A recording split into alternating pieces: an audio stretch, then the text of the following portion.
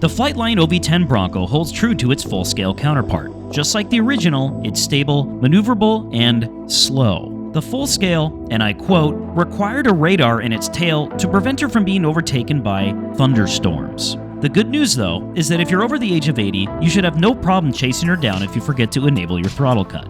The Flightline OV-10 Bronco is a classic Vietnam War-era airplane famous for its wide envelope of uses such as observation, forward air control, armed reconnaissance, limited ground attack, among others. The Flightline variant can't quite meet these to a T, but it sure can look good trying. This plane flies exactly as you'd want from a scale warbird. It has a much truer-to-scale power-to-weight ratio, turns on a dime, has great functional retracts, split flaps, among other great features. It comes with optional armament, but we opted to keep ours off for a clean look. Assembling her at the field is a chore compared to other planes in its class. Plug in the all-in-one wing connectors, and awkwardly screw in the 4 wing screws to the underside of the wing. Since we're picky and have the patience of a 5-year-old with a tablet, we'd have preferred to see these screws on the top of the wing, but we made do. Next, we install our China Hobbyline 4S 4000 packs. She uses 1 per motor. We did find that fitting these packs into the belly of the beast was akin to trying to get Amy into a car.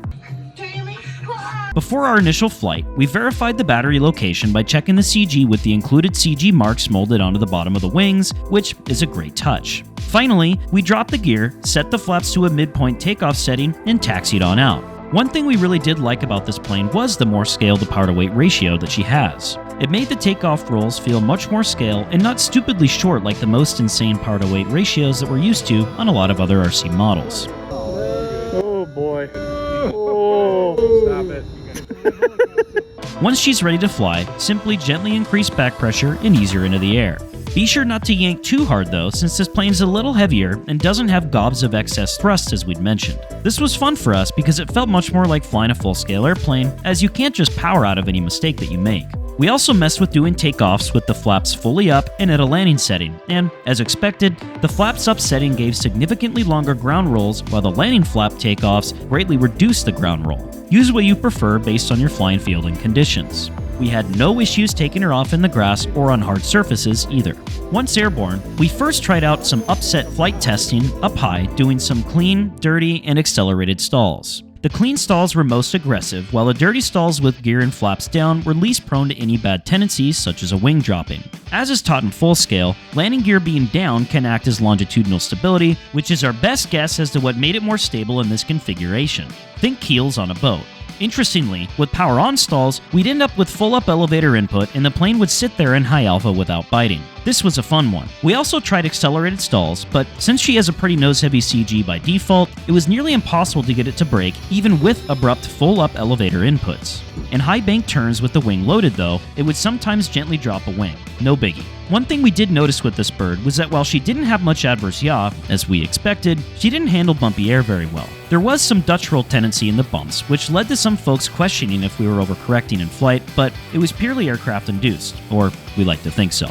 This could definitely be remedied by adding something like an Aura 8 or AS3X to the plane, but we opted not to as a personal preference. While we didn't use a gyro, we did opt to use about 40% expo all around and set up the control surfaces for as much travel as we could get both mechanically and digitally. These higher throws made it possible to do some mild acro such as gentle snaps, slow rolls, 4-point rolls, and even some so-so flat spins and knife edge spins.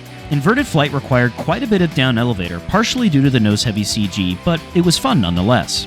One thing that we did find that was impressive was the maneuverability of the plane with the gear up and the flaps at a landing setting while in high alpha. We did try inverted high alpha as well, but with the wing clean of course, which was somewhat manageable, but if you weren't on top of it, a wing would drop eventually. Oh, and don't forget goalposts and FPV flying. More of that can be found in our prior FPV head tracking video.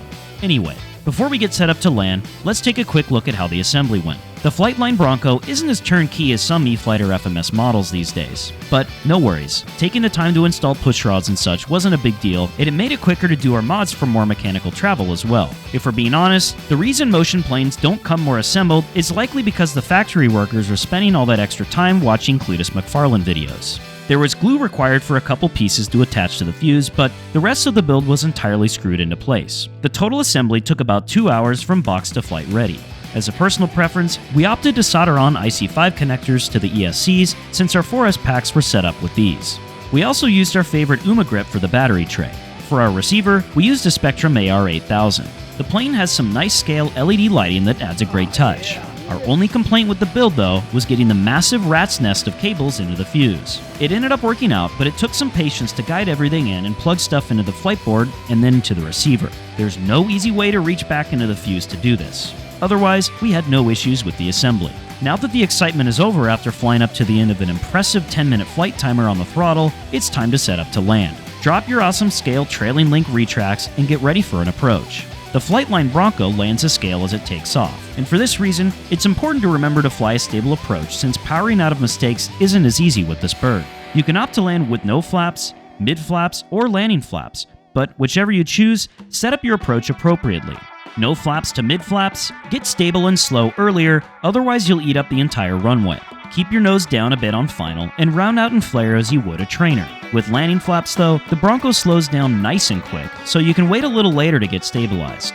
You will probably need to carry in some power to ground effect if you flatten out the approach due to the drag the flaps present, or you can optionally make a steeper approach, whichever works. We did mess with forward lifts with the Bronco, and she did some surprisingly impressive ones into a landing. The Bronco lands just fine on pavement and grass as well. If there's a crosswind, we'd suggest using a D-crab technique rather than a side slip due to wingtip clearance. If you opt to bounce or slam her on, know that the retracts will take the abuse, as it did with some of our crappy landings as well.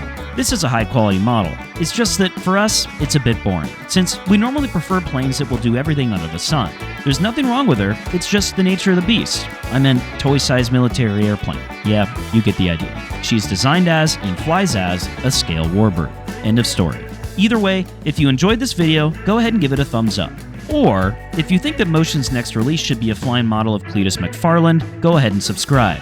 Happy landings and bounce one on for us. We'll catch you next week with a new upload.